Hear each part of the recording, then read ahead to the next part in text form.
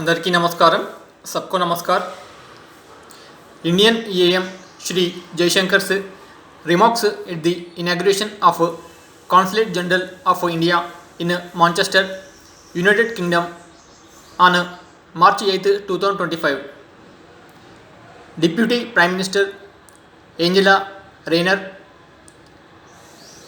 Minister Catherine West, High Commissioner, Consul General, Members of Parliament, Deputy Mayor and my brothers and sisters from India, people from Manchester.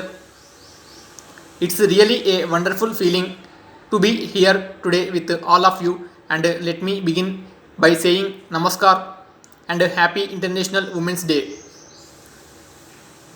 And I, Minister West, completely agree nothing could be more fitting than to have a Consul General inaugurate her consulate on this day. So it was not only just in time, but we actually got the day right. So let me reflect for a moment on what really this occasion means to us. In some ways it's about the past. We are making up for a lot of things perhaps we could have and should have done earlier. I was told it's almost 40 years since we last opened a consulate in this country. And if you look at those 40 years, actually there's been a tremendous change. Changes in the quality of our relationship, change in the diaspora, in the Indian community, in the number of Indian students here, in the connections that we have with the business, with the universities, with practically every walk of life. Even cricket has changed in 40 years. So in some senses our presence here today in a formal way is an acknowledgement really of how much this relationship has matured in the last 4 decades. But and I want to say this with great emphasis, it is equally a preparation for what is to come.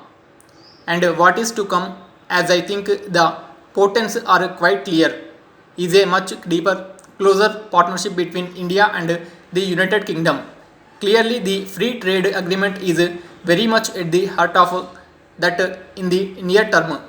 But we look at the free trade agreement not simply as a trade or even investment understanding between us, but as something much bigger, really a game changer, a symbolic shift to a higher orbit of a relationship. So I would also urge you to think of this consulate as really preparing for that era. We are clearly anticipating a very big pickup in the relationship in the times to come. Now already I can see Manchester is hugely invested in India and the other way around. I am told that the trade with this region is about 700 million pounds, that there are more than perhaps 300 Indian firms here. By the way, my experience is anytime I come up with a statistic, somebody corrects me with a larger number. So I came in here with a number for the size of the community, but after hearing you, I decided to keep it to myself, because apparently the community has grown since we last assessed it. So whether it's the students, whether it's the community, whether it's the Indian companies here, whether it's the Manchester India partnership, so there is really a lot going for us in this region. And when you are that invested, it is really, I think, common sense that we should have a diplomatic consular presence here. So I am very confident that the establishment of this consulate would give a flip to the relationship. In fact, the first time we met, the Deputy Prime Minister raised 2 issues, which was one the consulate, the other was the flight. And I think we have, as the High Commissioner said, delivered in one, and we are hopefully almost there with the other. And I am sure there will be more asks to come, and I am sure there will be more efforts on our part to meet those asks. So I again want to say how pleased I am to actually be here on this occasion. It's something which mattered to me, and it's by the way my first visit to Manchester as well.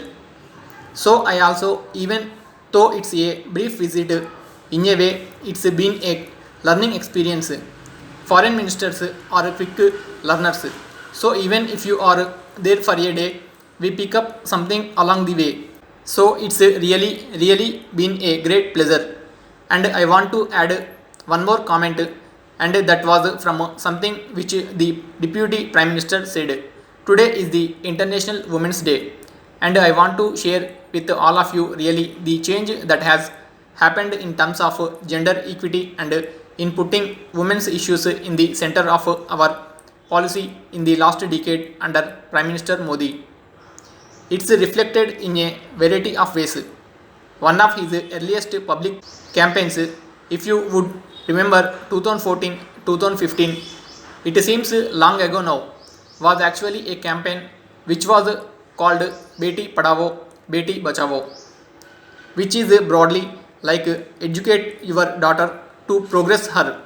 Now around the same time, he actually pushed very strongly for a big campaign to actually address a problem which most people felt even awkward talking about, which was the lack of facilities for women, bathroom facilities, toilets for women in our country.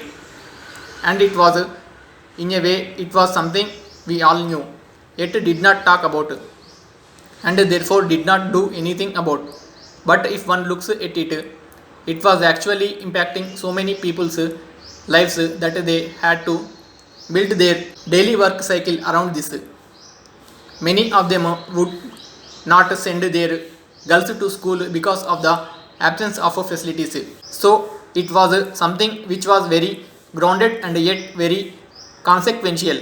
And today, when we look at where that approach has carried us, a few years ago, 2 years ago to be precise, we were the president of the G20. We took a number of initiatives, and it was a particularly difficult presidency at that time. The world was very polarized. People were not willing to sit with each other.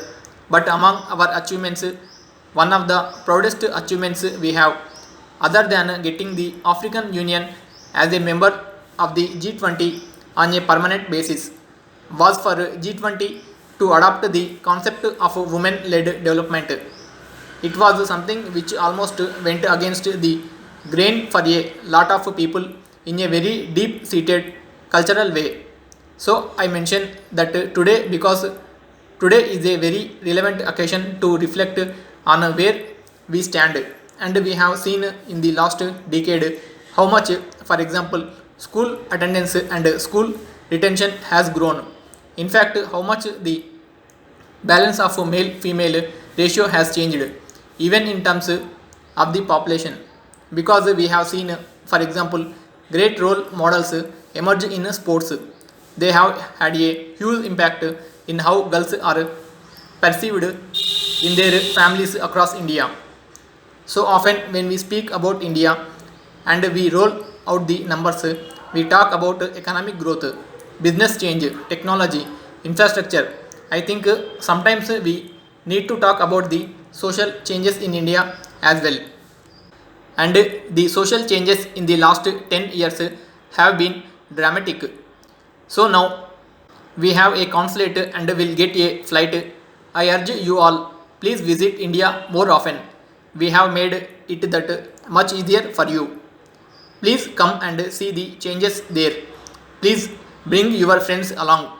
We would like others to come to India as well. And I am sure that sometimes one action triggers many consequences. I am sure today that the establishment of this consulate will have a very powerful, really very positive impact on our partnership. And thank you again for joining us this morning. అందరికీ ధన్యవాదాలు. सबको धन्यवाद. If content is good, subscribe the channel. It will be encouragement to prepare useful content. Thanks for your support. Jai Hind.